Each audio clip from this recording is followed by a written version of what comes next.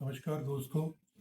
B walk और BPT के दरमियान में ब्रिज कोर्स की क्या सच्चाई है कि गवर्नमेंट कोई ब्रिज कोर्स शुरू करने चली है।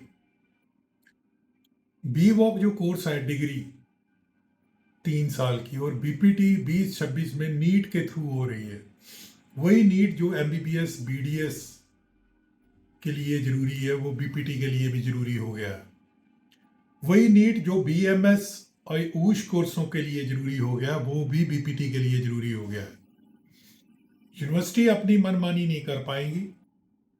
अगर बी वॉक आपने किया है तो गनीमत होगी कि आप +2 मेडिकल कर लें तो बीपीटी 5.5 साल की करें, बजाय कि अगर आपको कोई यूनिवर्सिटी या कॉलेज ये कहता है कि आपको मैं लेटरल एंट्री दे दूंगा दूसरे साल में, तो कुछ नहीं पता कि आपकी रजिस्ट्रेशन NCAHP में होती है या नहीं। क्योंकि मैं ये नहीं कहता कि बी वॉक कोर्स बुरा है, मगर ये जरूर कहता हूँ कि बी वॉक बना है स्किल ओरिएंटेशन के लिए, उसका करिकुलम डिफरेंट है। कहीं भी NCAHP के एक्ट में बी वॉक का जिक्र नहीं है। इसका मतलब आपका क्लिनिक खोलना फिजियोथेरेपी का और डॉक्टर लगाना कंट्रोवर्शियल हो जाएगा। और किसी भी बी वॉक की एसोसिएशन अभी तक बनी नहीं जिसने कोई रिप्रेजेंटेशन या मेमोरेंडम दिया हो। हाँ, फिजियोथेरेपी की एसोसिएशंस ने बी वॉक को कंडेम ही किया है कि इससे डाइल्यूट होता है स्टैंडर्ड। तो दोस्तों याद रखें, कभी भी आपको कोई कहता है कि बी वॉक से लेटरल एंट्री आपकी हो जाएगी बीपीटी में, आप करिए बी वॉक। आज की डेट में 2026 में, मैं पीछे की नहीं कहता, तो उनको कहिए कि उस स्टेट की स्टेचुरी बॉडी से रिटर्न में लिखवा के दें। स्टेचुरी बॉडी होती है उस स्टेट, मान लो जिस स्टेट में आप रहते हो या जहां से कर रहे हो वहां से एनओसी लेना पड़ेगा आपको। नेचुरली आप वो वाली जो ब्रिजपुराम यूनिवर्सिटी चला रही है अपने लेवल पे, तो इसकी डिटेल में नहीं जाना चाहते। ना मैं यूनिवर्सिटीज़ के खिलाफ हूँ, क्योंकि मैंने जितनी आरटीआई गवर्नमेंट को लिखी हैं वो यूनिवर्सिटी के फेवर में है, डिसफेवर में भी है। मेरा फेवर सीधा होता है पब्लिक इंटरेस्ट के लिए कि स्टूडेंट के फायदे में क्या है। कोई चीज़ कोर्स करिकुलम में एक चला था बी वॉक नर्सिंग, तो मैंने उसी टाइम डाल दिया कि रजिस्ट्रेशन तो होनी नहीं, इस कोर्स का क्या फ़ायदा है। तो दोस्तों something is better than nothing. जो बंदा आर्ट्स का है तो वो फिजियोथेरेपी असिस्टेंट नहीं बनना चाहता तो नेचुरली बी वॉक कर लेता है। अब कल को वो कहे कि बी वॉक मैंने की है, डिग्री की है, तो मैं बीपीटी के बराबर हो जाऊंगा, तो बनती नहीं बात।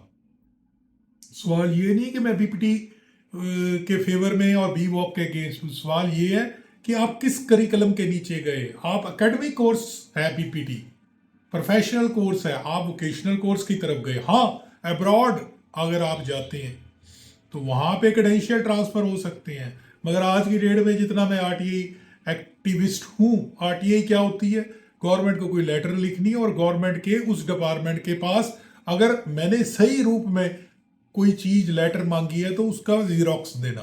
तो जितनी मेरे को 60 साल की नॉलेज है तो मैं इसके लिए लड़ता रहा एजुकेशन के लिए।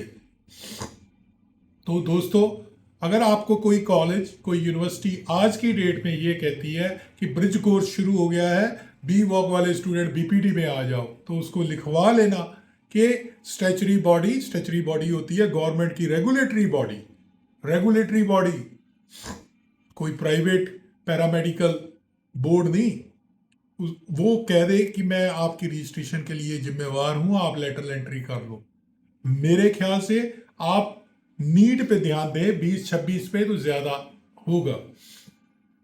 आप फोकस किस पे दें, नीट 2026 में एग्जाम दें और बीपीटी डायरेक्ट करें 5.5 साल। अगर आप वाकई में करना चाहते हो कि मेरे प्रीफिक्स DER भी लगे और ब्रैकेट में PT भी लगे, केरला माननीय हाई कोर्ट द्वारा भी फैसला आ गया है और ऑक्यूपेशनल थेरापिस्ट के फेवर में भी आ गया है, तो रेगुलर कीजिए, बैकडेट का चक्कर खत्म कर दीजिए।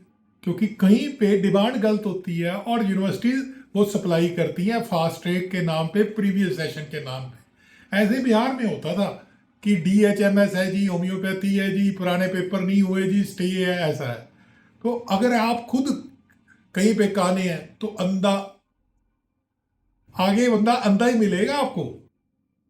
तो दोस्तों भूल जाइए कि डिमांड ड्राफ्ट आज 31 है। आज 31 की डेट में आप 29 का क्या 30 का डिमांड ड्राफ्ट बना के दिखा दो। तो रेगुलेटरी बॉडी जहाँ पे है तो आपको उसको फॉलो करना पड़ेगा, एथिक्स फॉलो करने पड़ेंगे। कहीं ना कहीं आप भी गलत हैं। कहीं ना कहीं लोग प्रीफिक्स के लालच में सोचते हैं कि एक डॉक्टर लोगों को बेवकूफ़ बना देगा, डॉक्टर लगा लेंगे आगे और साथ में एलोपैथी की धड़ल्ले से प्रैक्टिस करेंगे, डी फार्म कर लेंगे। दोस्तों ये सारी चीज़ें अगर मेरे को समझ आती हैं तो गवर्नमेंट को भी समझ आ रही होंगी। और आपका प्रतिद्वंदी सामने बीपीटी बैठा हुआ जिसने नीट क्लियर की, वो छोड़ेगा थोड़ा आपको। तो याद रखिए, वो चीज़ कीजिए जिससे आपको हर रुकती जीप आपकी क्लिनिक के बाहर जो आपने बना लिया है, रिहैब के बना लिया है, तो आपको डर लगे यार पुलिस वाला आ गया या विजिलेंस आ गई आपको उठाने के लिए। आया मरीज हो थार में ब्लैक में और आप डर रहे हो, आया किसी का पीआर हो और आप कांप रहे हो, और पतलून में ही पेशाब निकल जाए। अच्छा लगा लाइक सब्सक्राइब करना और शेयर करना। आपकी भाषा, आपकी ही भाषा में जवाब देता हूं ताकि समझ पड़े। अवेयरनेस फैलाना कोई पाप नहीं है, ऐसा कोई ब्रिज कोर्स नहीं है जो बी वॉक से बीपीटी आपको ले जाए।